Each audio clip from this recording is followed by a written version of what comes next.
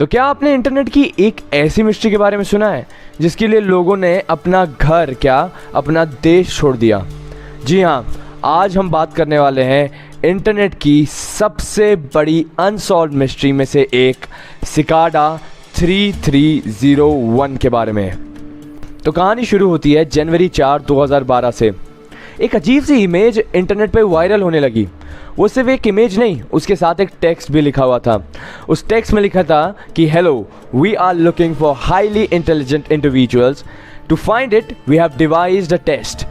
There is a hidden message in this image, find it and it will lead you on the road to us. ये सिर्फ एक normal ordinary image नहीं थी, ये एक invitation था। इन्विटेशन, लेकिन किसके लिए, किस वजह से? ये जो इमेज थी, इसके पीछे एक कॉम्प्लेक्स कोड छुपा हुआ था। एक ऐसा कॉम्प्लेक्स कोड जिसे डीकोड करना बिल्कुल भी आसान नहीं था। ये एक रास्ता था जो तुम्हें उसी डायरेक्शन में ले जाती जहां सिकाडा 3301 तुम्हें ले जाना चाहती। धीरे धीरे लोग इसको सिकाडा 3301 के मिस्ट्री के नाम से जानने लगे। और ये इतनी मुश्किल थी, इतनी कॉम्प्लेक्स थी कि इसे कुछ ही लोग सॉल्व कर पाए। ये केवल कुछ हिडन टेक्स्ट नहीं थे, ये एंशिएंट टेक्स्ट यूज़ करते थे, ये क्रिप्टोग्राफी की नॉलेज यूज़ करते थे, मैथमेटिक्स के ज़रिए अपने कोड्स बनाते थे। एक टाइम ऐसा आ गया दुनिया में कि ये कुछ ऑनलाइन चैलेंज नहीं, एक वर्ल्ड ट्रेजर हंट बन गया था। कुछ क्लूज़ इस मिस्ट्री के दुनिया के अलग अलग सिटीज़ में मौजूद थे, जैसे वॉर्सो, पेरिस, सियोल, सिडनी। ये कुछ ऐसा लगने लगा था लोगों को कि ये काम कोई ऑर्डिनरी ऑर्गेनाइजेशन नहीं, कोई इंटरनेशनल ऑर्गेनाइजेशन ने करवाया है। तो बहुत लोग अपना घर छोड़कर, अपना देश छोड़कर दूसरे देशों में गए ये क्लूज ढूंढने के लिए। जो लोग ये रास्ते पे चल रहे थे उन्होंने पाया कि वो एक बड़ी गेम के छोटे छोटे हिस्सों में है। लेकिन ये कितना डेंजरस था। डेंजरस इसलिए क्योंकि इस गेम का ऑब्जेक्टिव क्या था, इन द एंड क्या होने वाला था, ये किसी को भी नहीं पता था। तो सिकाडा 3301 का मेन ऑब्जेक्टिव क्या था, ये किसी को भी नहीं पता है। लेकिन इसके आसपास कई थ्योरीज बनी हैं।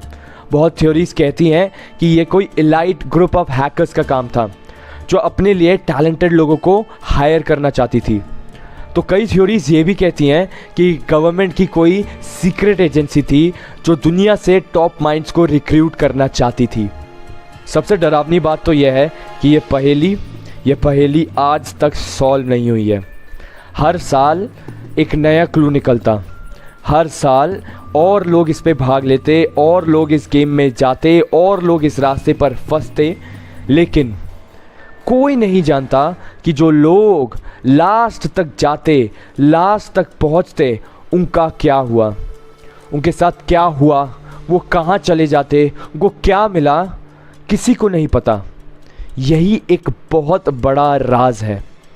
2014 के बाद अचानक से सिकाडा ने अपने क्लूज पोस्ट करना बंद कर दिए।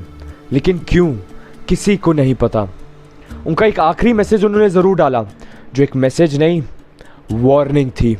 एक ऐसी वार्निंग जिसको पढ़ के लोगों का डर बहुत बढ़ गया था। उनकी वार्निंग में ये लिखा था कि ये सब आसान नहीं है और सिर्फ वही लोग आगे बढ़ेंगे जो इसके लिए तैयार है। तैयार है? आखिरकार कौन इस लोगों के लिए तैयार है? और जो लोग इसमें आगे बढ़े उनके साथ क्या हुआ, किसी को नहीं पता। तो आज भी लोग इस मिस्ट्री के पीछे का सच जानने की कोशिश करते हैं। सिकाडा 3301 ये एक इंटरनेट की ऐसी अनसॉल्व मिस्ट्री बन गई है जो शायद कभी भी सॉल्व ना हो। ये चीज़ तो क्लियर है, ये केवल कोई एक मामूली गेम नहीं, ये कुछ और है, कुछ ऐसा जो शायद हम कभी समझ ही ना पाए।